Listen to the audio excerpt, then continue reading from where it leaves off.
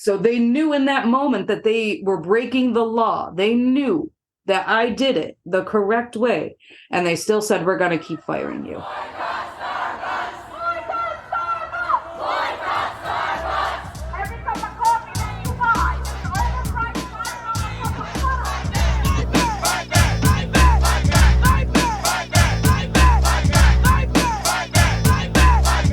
Welcome to Fight Back Radio, a production of FightBackNews.org, taking you to the heart of the people's struggle. I'm your host, Richard Berg. And as we enter a new year, it's interesting that I think organized labor has continued to make sparks and continued to reverse, what was a decades-long decline. And so, we've had some big movements in organized labor this year, and our guest today was no small part of that.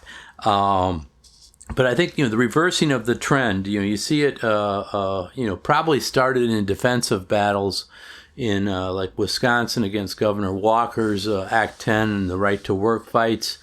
And the Chicago Teachers Union strike in 2012. Some of these things were defensive in nature, but then, we slowly started to become more offensive more recently. You see, the Kellogg's and John Deere strikes that happened over the last, couple of years. And there's been a number of things, like this, Michigan, reversing, the right to work to become, have trade union rights or some measure of trade union rights in Michigan again.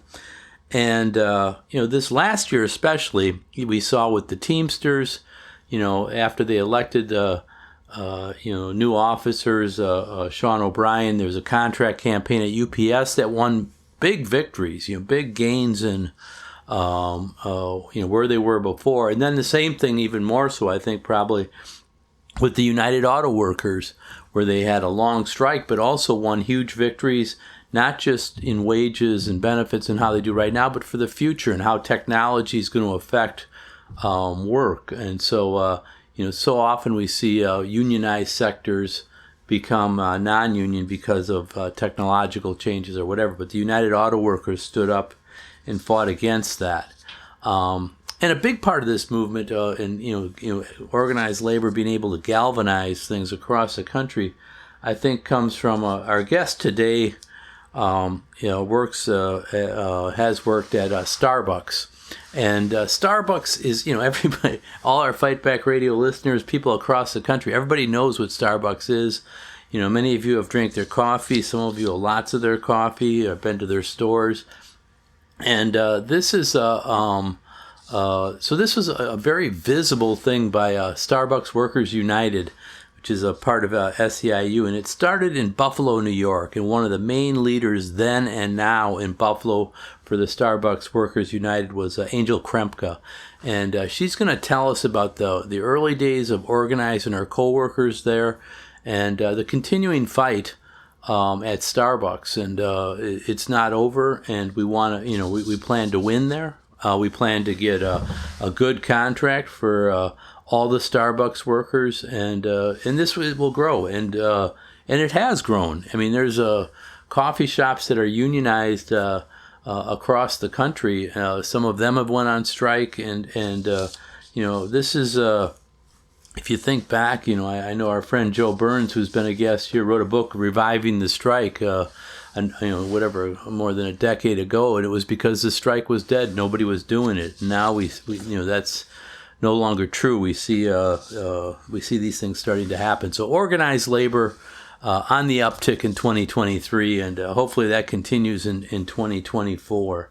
With no further introduction, I want to introduce Angel Krempa, who you'll hear her talk about her story herself, but a working class sister in Buffalo, New York, who's really changed our country and made contributions to the working class movement that we all should be proud of her. So here's Angel Krempa. Thank you. So welcome to Fight Back Radio, Angel. How are you? Thanks for joining us on a Friday morning for an interview with Fight Back Radio. Yeah, thank you for having me, Richard. I appreciate being able to help out how we can. Yes, thank you. So, I mean, the Starbucks campaign has, by the Starbucks Workers United, has, really, I think, captured the imagination of workers across the country because people know the product, and everybody knows who Starbucks is, or they at least have a vision of it, of their coffee or something. And so it's been very visible over the last few years. But you were involved in the very, very first Starbucks campaign in Buffalo, New York. And I want to talk to you a little bit about that. What made the people at you and your coworkers at Starbucks say, "Hey, we want to have a union"? How did that come about? Yeah. So the campaign came to Buffalo for a number of reasons, and we're really happy that it did. I became involved with the campaign from the get-go, and I believe the store I've been with was the fifth to unionize in the country, and it phenomenal. I think what really made it work here in Buffalo is a union city. We wouldn't be a city without the unions that built it. And we seen within the 2 years previous, Spot Coffee, another local coffee chain, organize under Workers United. And that's really what got a lot of the fire under our butts going to organize. So somebody else had unionized a smaller chain, and that was an inspiration to you guys, and to say, let's go do this. So that's good. Can you talk a little bit about what the issues were, what the conditions at the Starbucks were, and even especially like at your Starbucks where you were working, and what you were hearing from your coworkers? Yeah, there are a number of issues at Starbucks that led to thousands of us organizing. And whether the store I was working at had individual problems or not, we all found similarities within each of the stores. When we decided to join the campaign right away, it was COVID policies, working through COVID. It was the fact that we were a store that was making more profit than we had the space to make the profit for. Think about having boxes stacked so high that if they fall, somebody's going to get a concussion. But you needed to sell that product because that's what the company wanted. So there was a lot of safety concerns that really helped us realize we had to organize. There was the differential between upper management and myself and my coworkers who were lower management that were trying to do the best not only for our coworkers but the company, and we're left with a blind eye behind it. And watching this happen, especially through COVID, it was heart-wrenching because at a point you felt the power of Starbucks, where when we first were deciding to join the company, we were like, this is a progressive company. They're liberal. They have the same values as us, which is why most Starbucks baristas work for them, is because of their ideology and it really matching what the people's is. And once we started working there, that's when we realized it was all just smoke and mirrors. There was no protections that really were meant for the workers. It was just meant to keep face to the public. And all of that combined really helped my store and the thousands of others who have organized their stores realize we had to organize. Yeah, well, let's talk about that image thing a little bit because Howard Schultz is the CEO of Starbucks, and he became very active in this campaign. But I remember even going way back when Starbucks maybe it was earlier on.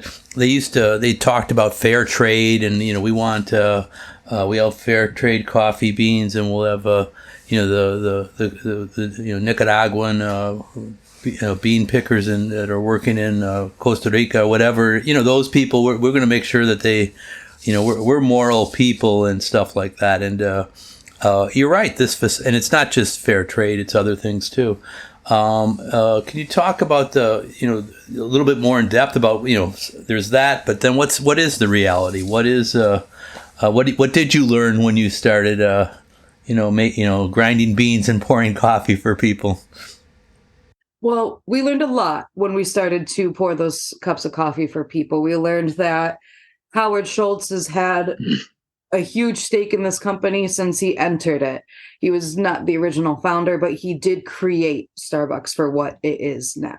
And that's something that is really hidden from the baristas and the public, is there were other people who set up Starbucks before him, but he made Starbucks him, and Starbucks he became. And when the campaign started, he was not our CEO. We had Kevin Johnson as our CEO at the time. And Howard used him as a bait, as a clickbait, basically, where he was like, all the issues happening in Buffalo, all the reasons why baristas are organizing is because of Kevin Johnson. We used to write Dear Kevin letters when we were first organizing, because we had to make it known we were organizing our stores. And when Howard started seeing those on his desk, he was upset. And he said, I'm taking back over. You're no longer the CEO. I'm coming back in, full stop. And that's when Starbucks started to change again for us. It was right as we were coming out of post-pandemic, and Howard came back in and said that all the problems were just an us problem and everything like that. It wasn't company-wide. There's no actual systemic issue here, and really singled Buffalo out as a market as well, which was really funny because we, as young baristas and old baristas, we started to see between the liberal ideology that Starbucks had put up for the public. And we watched, like I said earlier, COVID policies go back. We've had our trans benefits for trans workers be revoked. We've had our health insurance so discombobulated that people can't afford to take it out anymore. Otherwise, they don't have a paycheck at the end of the day. And that's, I don't know about you, but I don't think that's a very liberal company at the end of the day if they're doing that. No, that's true. And let's dig into some of these issues a little bit, about their policies. Clearly, Howard Schultz has an ego. That's that's for all to see through this whole process, where he thought he could insert himself and save the day,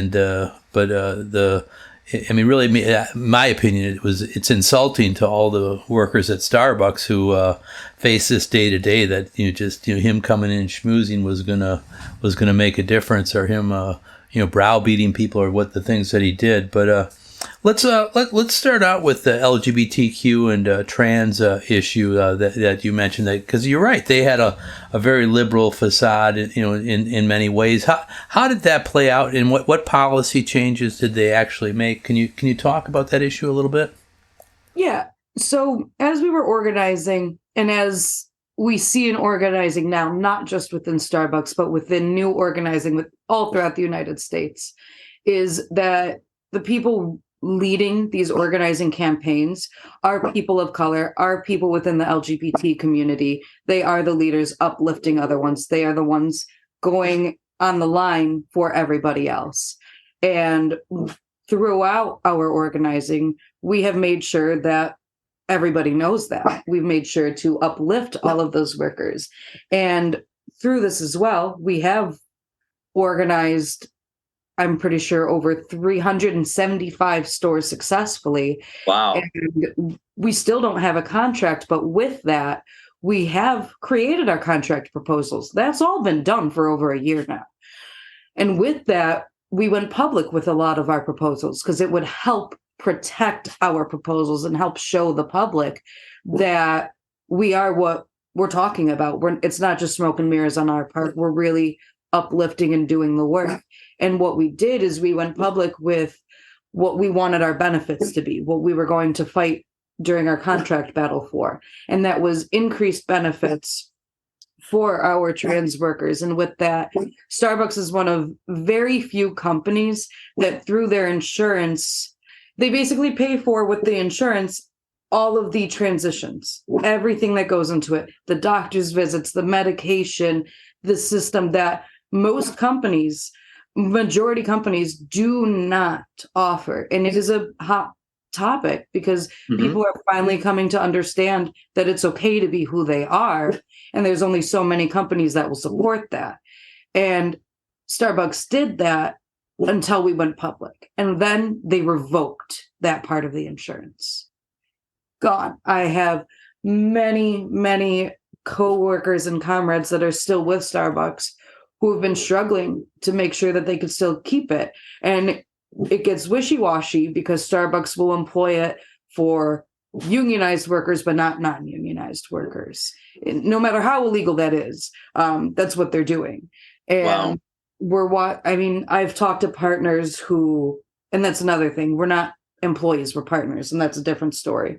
But partners who have been with the company for 20 plus years who went to Starbucks for the insurance.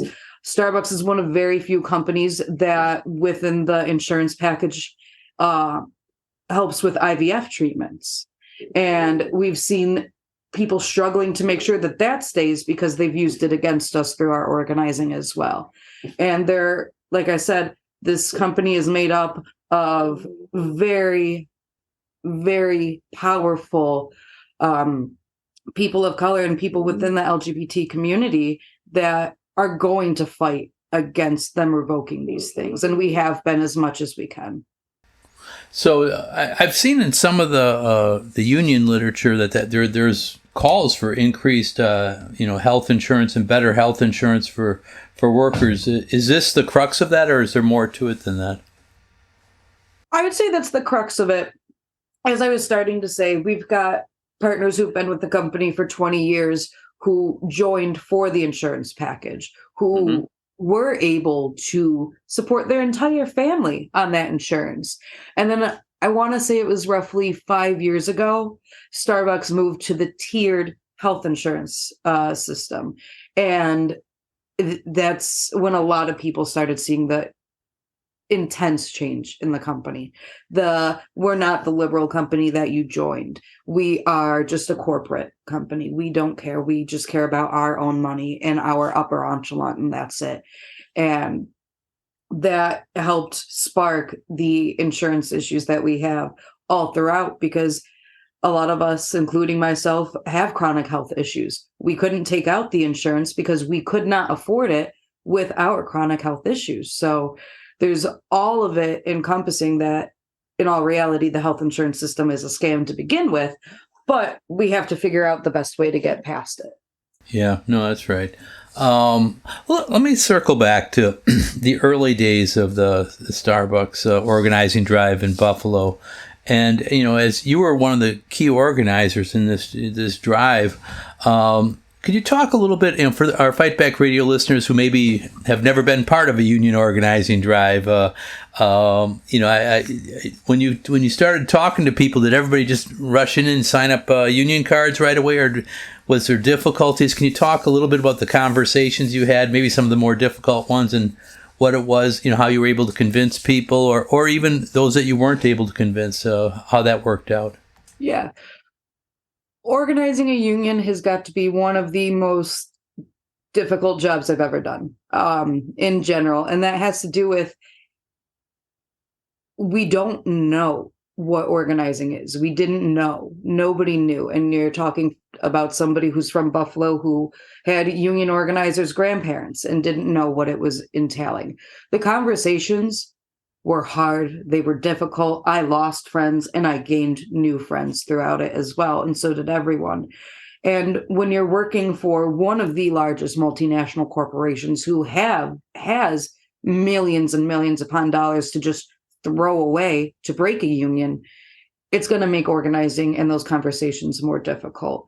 There were people who were being indoctrinated by Starbucks to believe that the union is an outside entity. It is something that is not you. It's not the workers.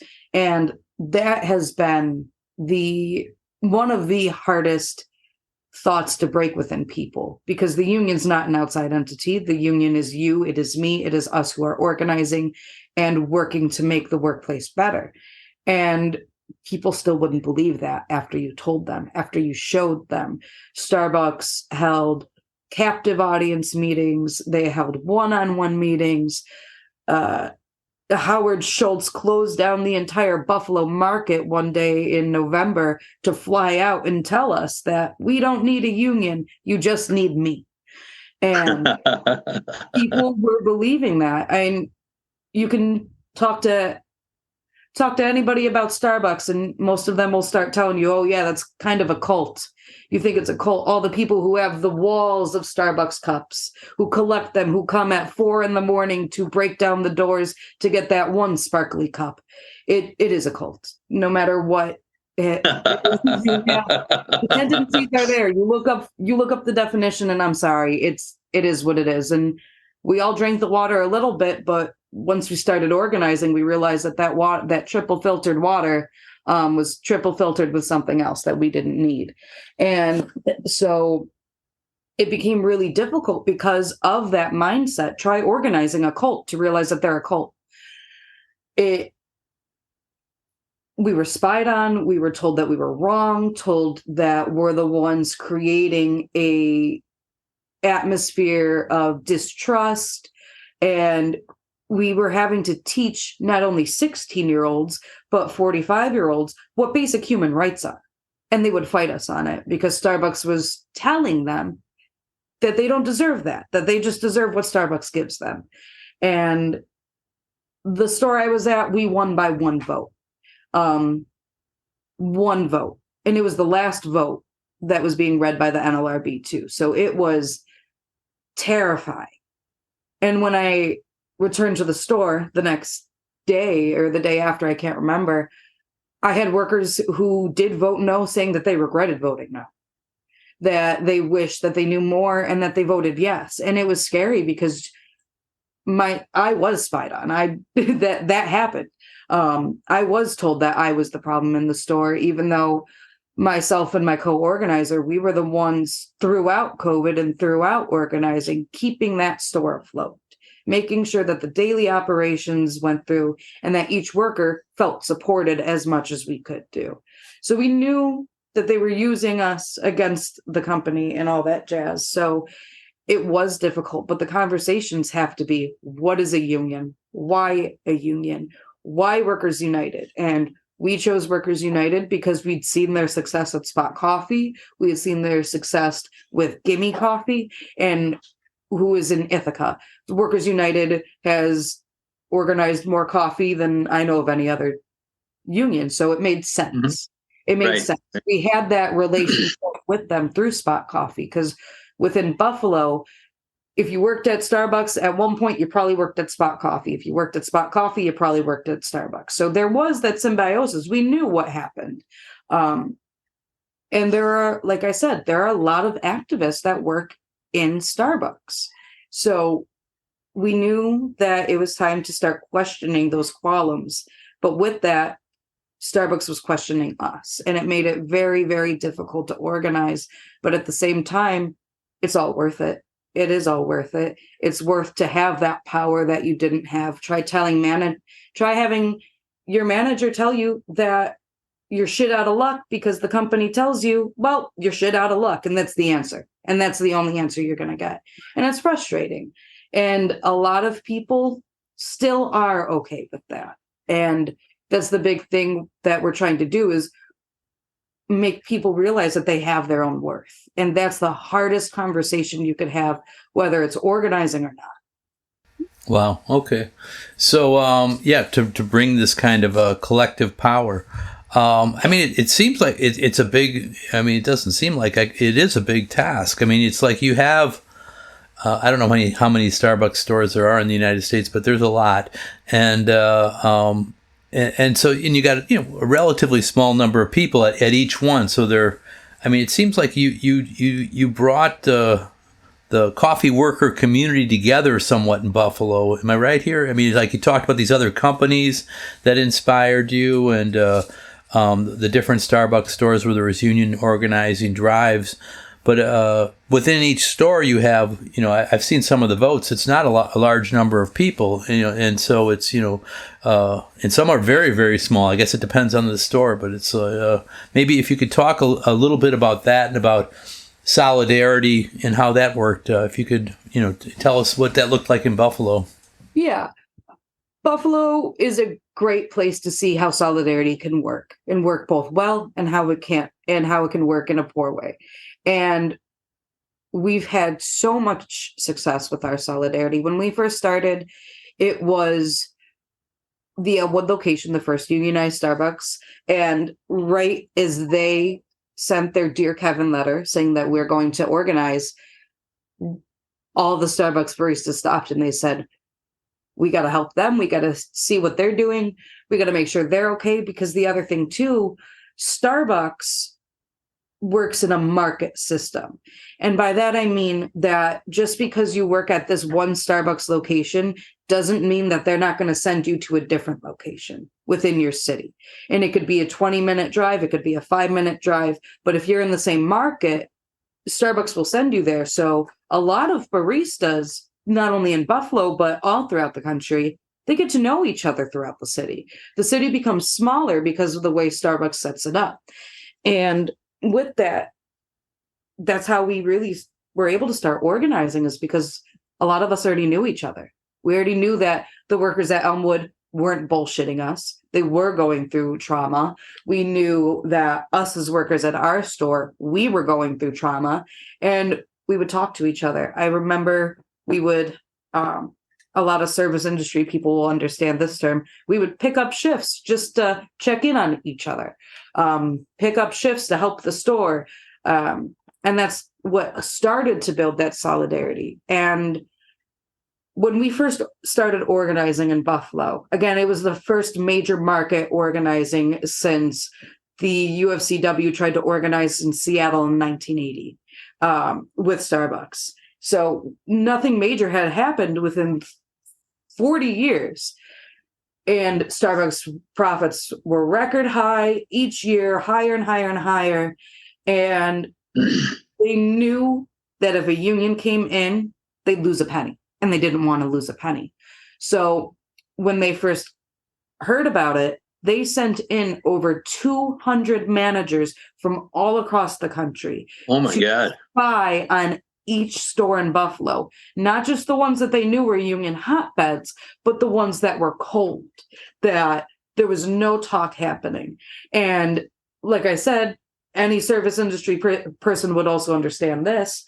We went from having a normal manager who would maybe be on the floor for maybe 20 hours a week to all of a sudden, every single part of the day, there was a manager. There was a manager there. They were present and they were working on the floor. And when it got really intense, headset people will understand this. The manager started wearing the headsets all throughout the day. And within the Starbucks world and a couple other fast food chains, you can actually talk to each other very quietly through your headsets. So it stopped us from being able to talk on the floor about even just issues we were having at work, personal, anything. Sounds stressful too, just even beyond. Yeah, I imagine that kind of spying on you every second. Wow. Yeah, and a lot of us felt it too. So we knew we weren't alone because we knew there were 200 managers going to all of our stores, and we were talking to each other, and it really helped our campaign become what it is as well. And when they sent them, right after that, that's when Howard Schultz came to Buffalo. As I stated earlier, he shut down the entire market for a day. I don't know of any time that's ever happened other than when Starbucks had the Black Lives Matter crisis because they couldn't understand how to treat people with respect and shut down the entire market for a day for training. You can see how Starbucks only shuts down when they fucked up. So what did Howard Schultz say to you when he came? It was bad, actually. And phenomenally, Starbucks recorded it themselves and uploaded it to their own website. So when I say this, there's no lie. You can go find the evidence online. In a roundabout way, calling us ungrateful children, and use the Holocaust as an example. And that rubbed everyone wrong. He kept saying that he was from the projects and literally used the word projects multiple times. And Buffalo as a city is a poor city. Most of us who work at Starbucks are on Section 8, do have to take out Medicaid, are on food stamps, all of the above. That's our city in a whole. And to have the nerve to say you were from the projects when a quick Google image search shows that that was not the projects, that built a lot of solidarity within the market. That day changed our campaign for the better. That blew up in his face and did wonders for us. That's when we started seeing people around the country. That's when Arizona started to organize as well. So the solidarity within Buffalo grew, and the public knew about that too, not just Starbucks workers. So we had workers from UFCW, UE, auto workers, the Teamsters start reaching out in solidarity with us organizing. We hadn't even had our first win yet, and Buffalo was coming out to support. And that's when we knew that we had to do a very, very, very intense campaign where it was community-based. It was the community holding Starbucks to standard, not just us. So our solidarity went from just a couple hundred Buffalo workers to Buffalo Starbucks workers to thousands of Buffalo workers in general. And from there, I mean, now we have roughly 10,000 organized workers all around the country because our solidarity within Buffalo grew so much. Yeah, no, I mean, I think what you did in Buffalo was an inspiration to workers across the country, maybe the world. It's not just Starbucks workers, but everybody. I mean, I think some of the things we've seen with organizing the unorganized in other industries, and even the militant, fights changes you've seen in the Teamsters and the auto workers, I think were some of that you can trace back to what you guys did. So hats off to you. I mean, I want to go back to it's okay. So, Howard Schultz was incredibly tone deaf, the way it sounds, and maybe one of your better organizers, just because of his ego and other things. But I want to go back to you. You talked about captive audience meetings, where this is for those that don't know. That's when employees are forced to go to a meeting with the employer where they give you a bunch of anti-union garbage. And then you also talked about one-on-one meetings that might have happened. Can you give a little more detail on at Starbucks? What did those captive audience meetings look like? Did the union prepare people once you knew that they were coming? And how did the union help people be aware of what's going on? And then same thing with the one-on-ones, because that's even more difficult because you don't have the stronger people like yourself there. It's just people on their own with a boss. So could you talk a little bit about that? Yeah, for sure. So as most people don't know, but most of our listeners will hopefully know, is that when we first started organizing, there were a few SALTs that came to Buffalo. SALTs are basically just inside organizers hired by a union to help uplift the workers, to understand their rights, educate them, and help give the workers in that store the ability to uplift themselves and organize.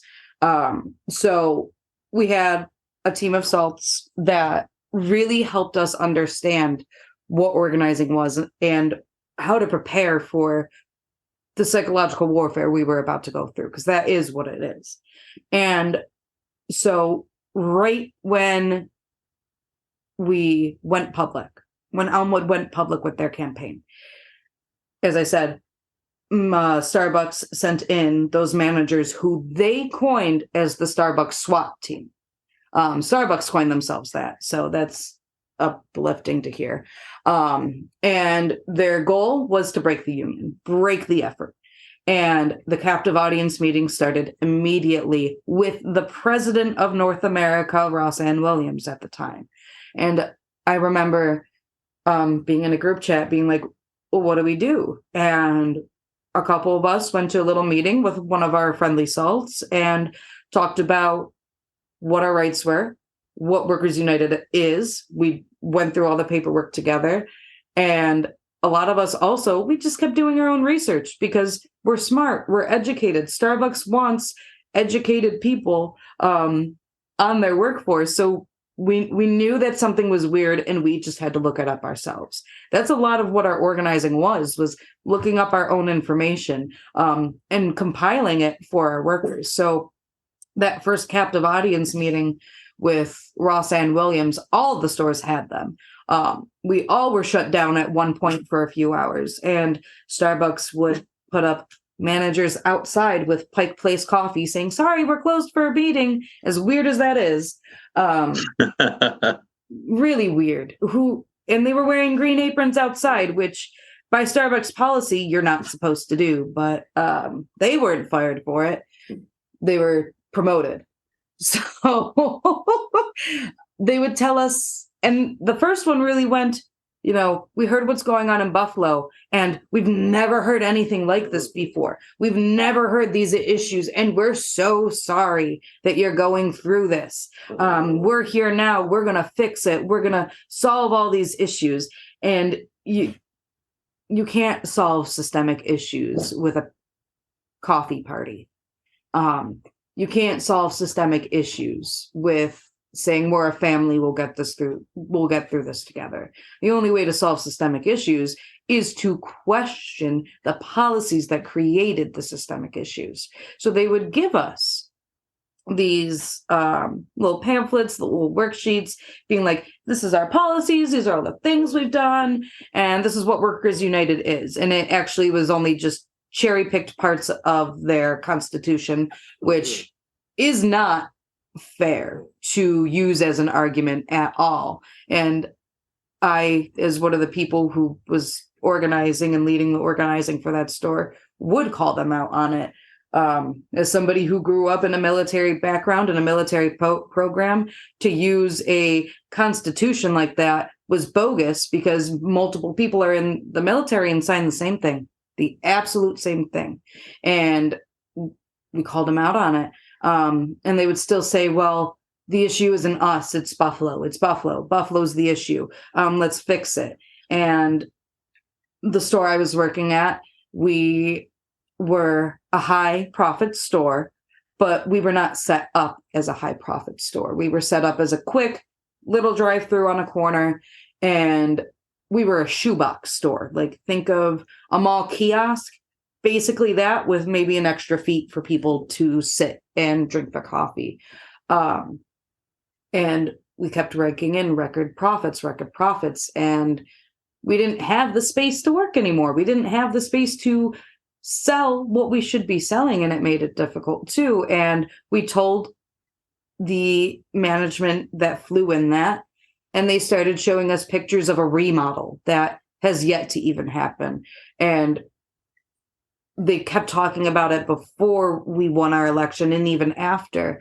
And because they kept promising it after, we ended up going to a effects bargaining session, which goes into a lot of the issues that Starbucks has with our contract negotiations as well. We won things that Starbucks wouldn't even give people on a day-to-day basis. And that store, almost 3 years later, has yet to have a remodel, because Starbucks is putting it above our heads, kind of like thing. And that's kind of how the captive audience meetings went. The one-on-one meetings were personal, and this is where the psychological warfare really comes in, because they would ask you about your day. They would ask you about the issues they were having. I was going through personal stuff at that time too. There were times where personal things were so bad, I literally came into work having a panic attack because I didn't know how I was going to survive to the next day.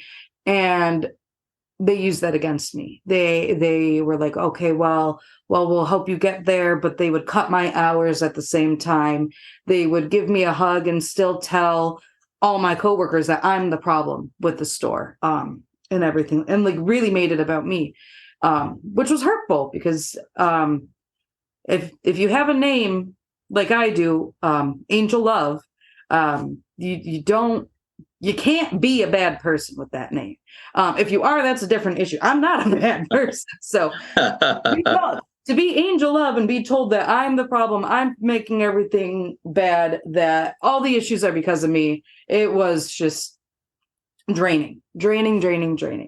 Um, and so these one-on-one meetings would be that they would be, you know, you're not performing well, you're not this, you're not that. I know you're having personal issues at home, but like it's really harping the business. And I'm like, honey, hire more people to help out. Hire more people. Stop doing skeleton crews. But it wasn't just me. They would do that to the workers who didn't know what a union is. I had 16-year-olds being pulled into hour-long one-on-one meetings telling them about what Starbucks could do for them, how they could become a manager and how they could have their own store. And you're telling this to a 16-year-old who's worked there for a month. That's not right. That's not right. And that is a power dynamic that they used all the time. I had people who were struggling upon way worse than I could imagine, and they used that against them in one-on-one meetings. And that continues to this day, not in the same intense way, but in Buffalo, that was not just my experience, not my store's experience. That was hundreds of workers' experience. Wow. Okay. So, and they even after through this process. I mean, am I right? You were fired as a part of this process, or some people were. Can you talk a little bit about them going after union leaders like that, and what was how the union backed you up with the NLRB or in other ways, and how that played out? NLRB, I'm sorry, is the National Labor Relations Board. It's a violation of federal law to fire people, even though it happens all the time. So I'm sorry. Go ahead, Angel. Oh, you're okay. Starbucks hates the fact that it has union organizers in it, and hates with a bloody passion. And my coworker, my co-organizer, and I were both fired within a week of each other, within 2 weeks of our union certification. So they fired us even after that. And that created a whole other issue that worked in our favor, because you have to bargain with the union after its win over anything. And they didn't, and they still don't. But our firing was not where it started. For the co-organizer and myself, it was from day one. They knew that we were the organizers. From day one, I was wearing a union organizer pin. My coworker joined in as well. And so the target was there. Target was on our backs, and we knew it. And I knew from day one they were going to fire me for being an organizer. I was just waiting for the day that it would happen. And a lot of what we went through is insane. Petty, the very minimum. You have myself, to use an example, I was never written up. I never had a derogatory mark from a job, from school. Nothing. I've been promoted in every single job that I've been to multiple times in a faster track than anything that I can even express. So I know I'm a good worker. I know what I'm doing, even when I don't know what I'm doing. And all of a sudden, after we sent our Dear Kevin letter, because it was hard to organize when Starbucks had sent 200 managers to spy on us. So we had organized roughly 2 months after Elmwood sent in their letter and started their campaign publicly, that they started to focus on the leaders. We started getting written up for things that happened months prior. And most employers have, because it protects them, a system of how to rate people up, how to fire them, all that jazz, to make sure you can't sue them at the end of the day for wrongful termination. They weren't abiding by that anymore. There's a system, like myself, you can kind of tell I have 3 facial piercings. When I was first hired on, I had all 3 facial piercings. I even asked my manager when I was hired by them, when I was being hired, this is breaking policy, but I would really like to work here and I do not want to take these out. He said, no, I want you on my team. You're good. Almost 2 whole years later, these managers from around the country start employing tactful rules that were never employed before. My manager would swear on the floor on accident sometimes. Coworkers would swear on the floor on accident sometimes, and it would be a quick conversation, not an immediate write-up. And that is an issue that we were able to have a unfair labor practice ULP charge for in our campaign as well. And that happened to me. There was, and it's an even worse thing too. I had swore on the floor because the anti-union person who was also lower management at that time told me everybody went on break. When I started my shift, and my one employee came up to me and said, Angel, can I go on break now? 7 hours into their 8-hour shift. And it would have been my ass who was in trouble if they didn't go on. So I said, what the fuck? You didn't go on break? And one of the spying managers heard that, took me in the back, talked to me about it, was like, wow, that's messed up. Don't do that again. I said, I won't do it again. Month later, I finally get a write-up for it, even though that's not how Starbucks policy works. The facial piercings, I was hired on with them. And it wasn't until February of 2022 that I started getting harassed for them, even though I was still wearing a mask because we're still in the pandemic. You can't see my face. And they threatened to fire me. They sent me home one day because I had facial piercings. And I was the only one working at that moment. And my manager saw it when I went into the back after hours of being on the floor by myself to take a sip of water. And she said, can you take those out? And I said, no. And she sent me home for insubordination. Oh, no. Oh, my gosh. And that's a health code violation anyways. Those are open wounds that would have been out. And then if it got infected, it would have been their ass. So from then on, I was wearing multiple face masks. I made sure that any break I took, it was not in that store. Anytime I had to take a sip of water, I was hidden away from all cameras because I was going to get fired for having facial piercings nobody could see. My coworker and I, who were organizing, I used to be the opening manager. And by manager, I do really mean lower management. Like, we're still on hourly. We still don't have any benefits that Starbucks upper management has. So I used to be an opener. They used to be a closer. Now, all of a sudden, we're working all day parts. I'm opening, then closing. I'm closing, then opening with a mid shift. They're doing the same thing.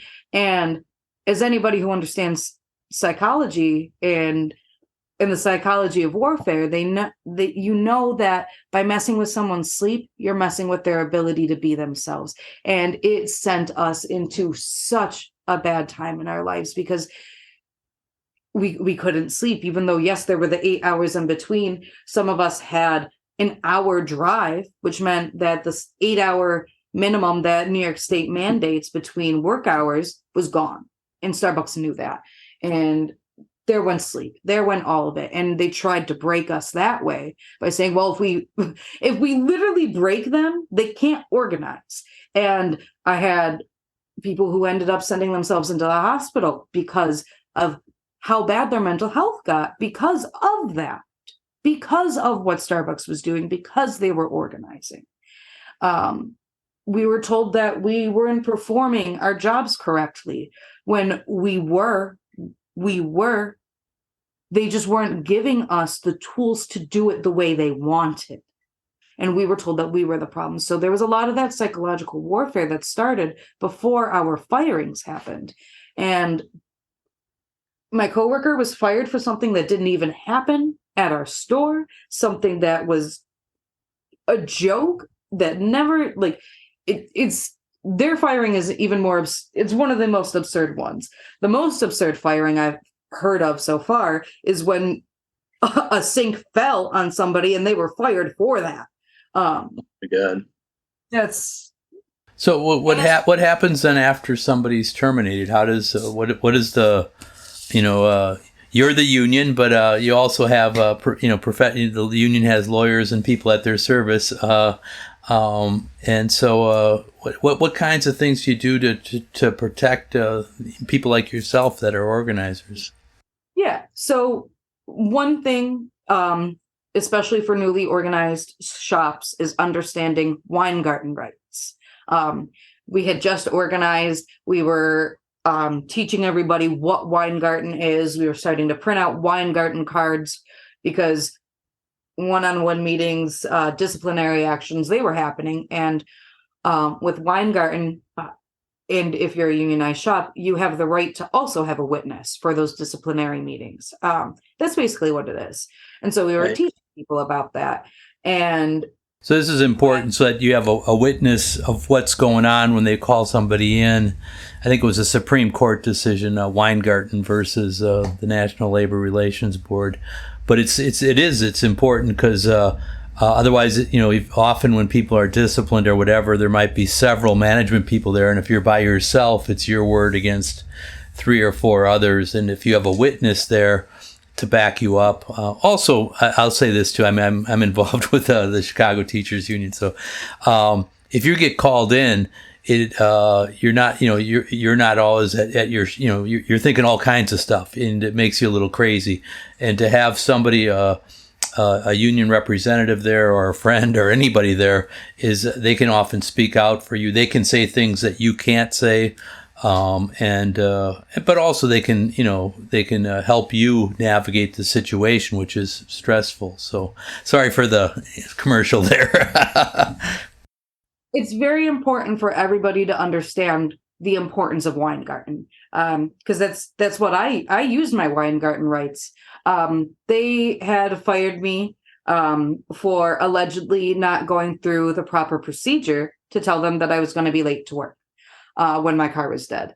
And the funniest thing is, I had the records that proved that I went through the proper procedure, and that's what they were firing me for. And my Weingarten rep was the employee at the store who answered the phone when I was going to be late. And so she was advocating for me during that meeting, and the management team still said, well, we're going to go through with it anyway. Oh, well. So they knew in that moment that they were breaking the law. They knew that I did it the correct way. And they still said, we're going to keep firing you. And they did, these are your stocks that you no longer have access to. Good luck. And that's basically how it goes for all of us who've been fired, is just, well, this happened. You don't have any access to any of your old benefits anymore. You can send over your 401k if you had one, but nobody ever taught you how to do it anyway, so you probably don't.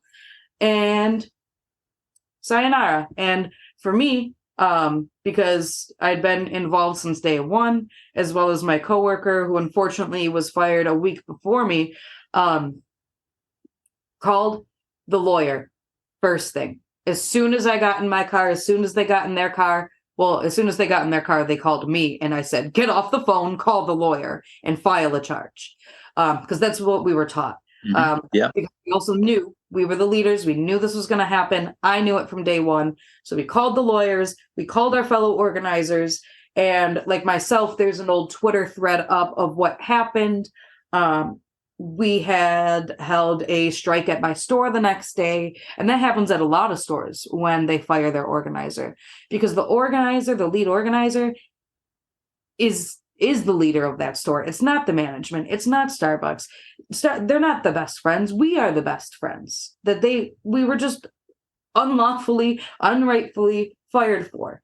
So we did that. We filed our charges. We met with the NLRB, and depending on, now Buffalo's a different story, depending on how large the case is, bam, sit at the judge within a couple months. I was fired in April. I didn't sit in front of the judge until November, but the case I'm involved in has over 200 ULPs in it. So it makes sense. And there are 6 of us in that case who were illegally fired, and the judge ruled in our favor on March 1st of this year. And we will likely be stuck in appeals for up until 2026 because Starbucks has millions of dollars to waste. And so it shows the lengths they're willing to go to just to keep you out of the store and, whatever, your coworkers, whatever. I mean, it's a problem with labor law too. It's you got a corporation with I'm going to give a speech here, but you got a corporation that's with billions of dollars going up against somebody who's pouring coffee and struggling to get by day to day. And if you're out of work for you or any other workers out of work even for a short period of time, it's very stressful. And even if the union helps you with legal bills and everything like that, and they know that, and so the lawyers are able to say, let's delay this, and it often takes a very long time to get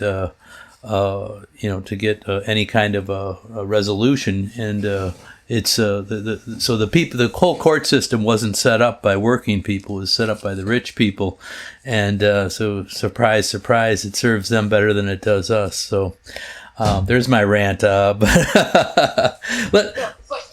ahead. It's here too, because with all that going on, and they knew that they can delay it for years.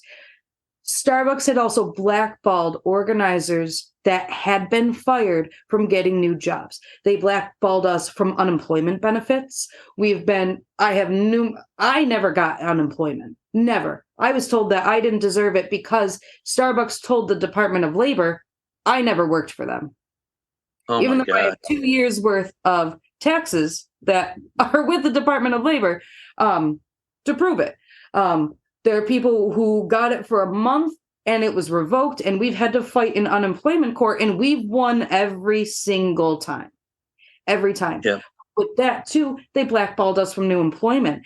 I, as a college graduate with phenomenal marks at every single job I had, as well as my co-organizer, were putting in application after application, hundreds of applications with no callbacks.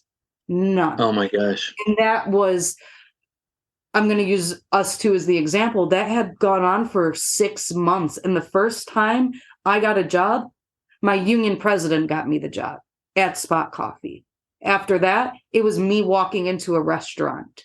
After that, it was me doing it all on my own. There was no way I could put in an application. It all had to go back to before application, going into the store, being like, here's my resume. Let's sit down. That's the only way we could get jobs anymore. And that was hard. And we thought we were crazy at first, but more and more organizers kept getting fired, and the story stayed the same for all of us. So Starbucks knows that they're going to fight this forever, and they're going to keep fighting the strong organizers as much as they can for as long as possible. Wow. I want to pivot here a little bit to, the strategy of, the national strategy here. So, Starbucks Workers United has been organizing, store by store basis. They could have whatever, 300 different contracts, I suppose. But the real power of workers is in their unity and trying to, bring together some sort of national operation. And so you've mentioned or alluded to the fact that once you've unionized, you have, no matter what, whether you have a contract or not, you have certain rights that you wouldn't have otherwise. And you have a recognition, so you can meet as a union, but also they can't change your wages, hours, and working conditions without negotiating with the union. So there's certain rights that people have when they're in a union, even if they don't have a contract. But the fight is for a contract or to get some sort of agreement. And could you talk a little bit about the national strategy, what kinds of things Starbucks Workers United is doing, and how you guys are participating in that in Buffalo? Yeah. So the first thing with getting to a contract, what we learned is public pressure has to be first. This is one of the largest corporations that operate within the United States, and they have the money to fight for as long as possible. and they have the base of people, of customers coming in and willingly spending their money. So our biggest strategy is figuring out how to put that pressure on them with the public's help. And a lot of that is that solidarity building within other unions, within your direct community, talking with one another on strategies. One of our big things that we've done is no contract, no coffee pledge that we created, got probably within the first 6 months of the campaign, where it's basically just a pledge that a lot of us had it as our lock screen on our phone for the longest time, still do as well, where we'd be at a picket line, we'd be at a family event or something like that, and we'd be like, hey, we're still fighting for this contract. Can you sign up and pledge to not buy from these stores until we get a contract? Sign up to help us on picket lines when we get there until we get a contract. Otherwise, they're going to keep doing this. Starbucks has the money to keep doing this. We've done organized nationwide strikes. Our biggest one is the Red Cup Rebellion strike that we do. Starbucks, every holiday launch season, they have a day called Red Cup Day, where as soon as holiday launch happens, if you as a customer buy a holiday drink, you get a free cup. And it is one of the craziest days I've ever worked in my life. And I've worked in a mall on Black Friday 3 different times, or 4 different times. And Starbucks outside of the mall, outside of Black Friday, is even crazier than that. Insane chaos. And with that too, they wouldn't staff a lot of stores appropriately for it. So there would be literal fist fights happening on the floor. There'd be drinks flying because people are pissed that they don't know how to order the drink correctly to get a free cup, kind of thing. It is stressful. And so we said, fine, we'll start organized nationwide strikes on this day. We've done it 2 years in a row now with the campaign, and we've seen phenomenal action happening with that as well, where customers do stop going. We do have plenty of customers joining us on a picket line, telling management to their face, we can't support you if you can't support your workers. That's great. That's great. Solidarity. That's great. Yes. Our other one too is continuously, and I mean continuously, sending those reminder emails to management saying, we still need our contract, we still need to sit. And Starbucks' biggest thing is we won't do hybrid meetings, even though their management does hybrid meetings for their meetings. Spot Coffee, who I worked with, I was a steward for, our contract negotiations were hybrid with the owner on Zoom. So, and they were recording. So there's a lot of us who know that that battle they're fighting is bullshit and they're not going to win it. However, they have the millions of dollars to continue it. Just to say, so I mean, sorry to interrupt you, Angel, but I mean, this is a thing, a recent thing where they've said, yeah, we'll negotiate, but not in any way the union can. And you're right. I know during I negotiate contracts for a living with the Chicago Teachers Union, and during the COVID times, everything was negotiated on Zoom. I mean, that's one of the Google Classrooms, whatever one you did, but all of it. I mean, because you couldn't go in person, and so that's it's just garbage. You're right, and it's another excuse, another union busting ploy by a multinational corporation. So, but go on. I'm sorry, I didn't mean to interrupt you. Oh no, you're okay. It's important to know. It's important to know, and so. On the company side, there's 2 things that we really do nationally. It is continuously sending those reminder emails that we need to sit down for a bargaining date, continuously doing that, and continuously filing ULPs after everything they do, because everything they do is a ULP, to make sure that they know that we're not going to back down. But that's why I say that the public pressure is our top priority when it comes to getting to a contract because Starbucks does have too much money. They have too much for us to be able to fight it just on our own. We need the community backing. We need the customers to know that they can't get their coffee if the workers can't survive. Mm-hmm. Yes, yes. So, unfortunately, we're starting to run out of time here. I could hear these stories about your union battles for much longer, but but we appreciate you being generous with your time today. Before we leave, is there anything else you want to add, or anything else you want to tell our Fight Back Radio listeners that we didn't cover possibly till now? Yeah.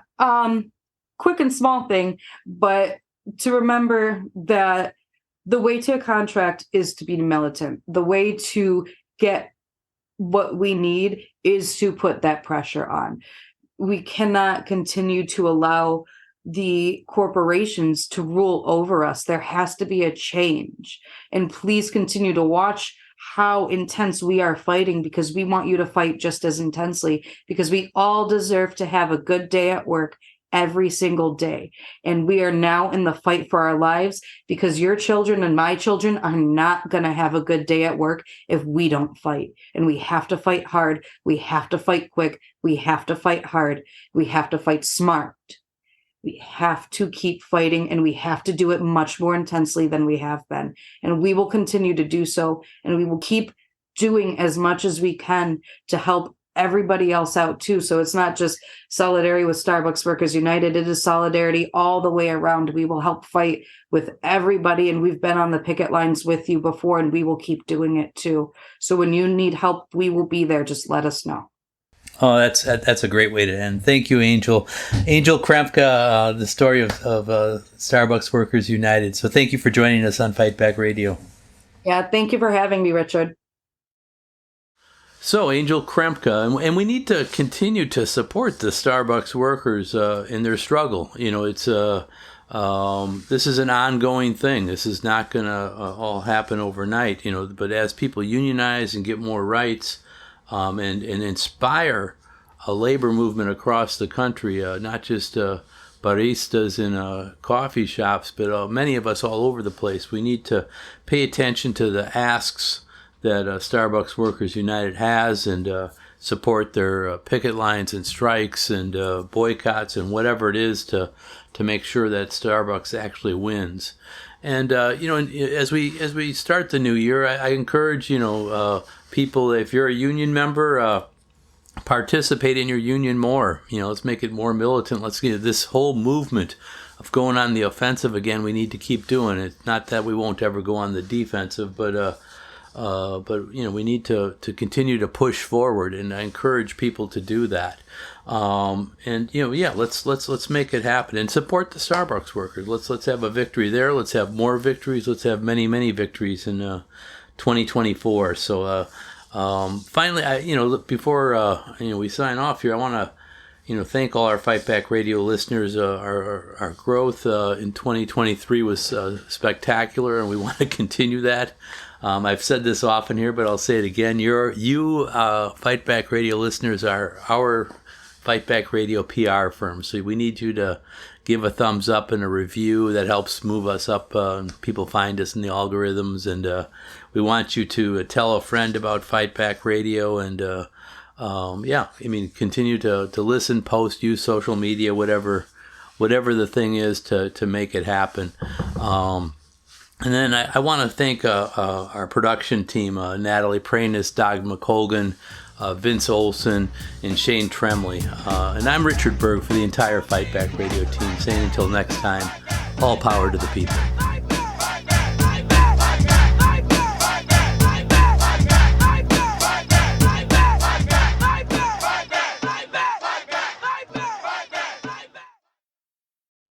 Actually, are we supposed to be boycotting Starbucks? Is that part of the call? I should ask you that.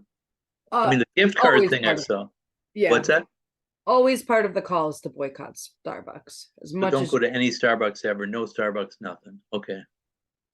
Well, you should say that, because I think that was unclear to me, and I follow this stuff. I mean, it's just whatever the the union's call. It should be clear. So, I mean, I don't mean that you guys weren't saying it clearly. I mean, whatever. Oh, yeah. People It's get not- distracted. Yeah. And like you were saying, there's softcore activists and hardcore. The hardcores will say boycott it all. The softcore version of us will say, if you're gonna have to go, at least go to a unionized shop. Yeah. So. Okay. Okay. What do you say? You say boycott it all? I say boycott it all.